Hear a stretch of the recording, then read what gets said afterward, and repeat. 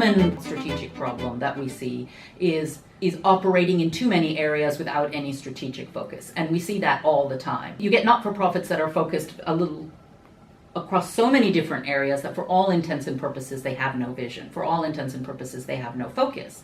And they will say to you, well, we're doing lots of important and good work, and our donors think so, and our funders think so. And of course, they are doing lots of good work. But the question is, how is that sustainable if you can't articulate what you're achieving to your donors? How is it possible to be sure that the work that all of your staff and people are focused on is moving in the direction that you intend to move? And if you're not focused on managing that, then you end up with just a disparate grab bag of activities, which may all be useful and important, but essentially aren't strategic. They lack that strategic intent. And what happens to organizations like that is eventually they flounder because they're not quite sure why they exist and because they're following funding whims and moving sort of with whatever trends pass through the market.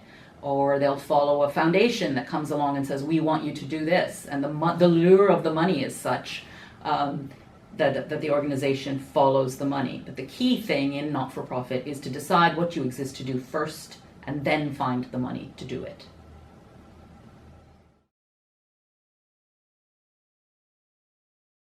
That can be for a whole range of reasons. I mean, it could be that the way in which the strategy was developed in the first place did not engage sufficiently the key decision makers or the key operational personnel who need to actually make it happen.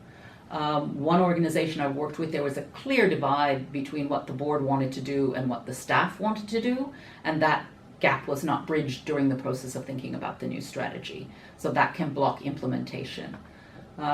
Another obvious thing that can block implementation is a lack of resources. So a strategy on a piece of paper is essentially useless. A strategy needs to have the commitment of a lot of people, but it also has to have, financial investment in order to make it come alive and happen. And it also needs what I would call cascading strategies. So unless you're a very small organization, you need not only a strategy, an overarching strategy and vision for the organization, but you need a series of implementation strategies or operational strategies for different divisions in the organization so that they all align with the overall strategy. And so that everyone's pulling in the same direction and is able to report back on how they're contributing to the intended outcome and the intended impact. And those cascading strategies, that kind of operational planning, which many people consider quite mundane and boring, and I think is very exciting and interesting, is what makes it work. Because without those, strategy is just a lot of fancy words, pretty pictures in a document. What makes it interesting is the way in which you bring people together around your operational plans, around your different divisional plans, and the way in which you help people become excited about their role in the bigger strategy and the little bit that they can contribute to the organization's impact. That's the part I find really exciting because that's what brings the staff along.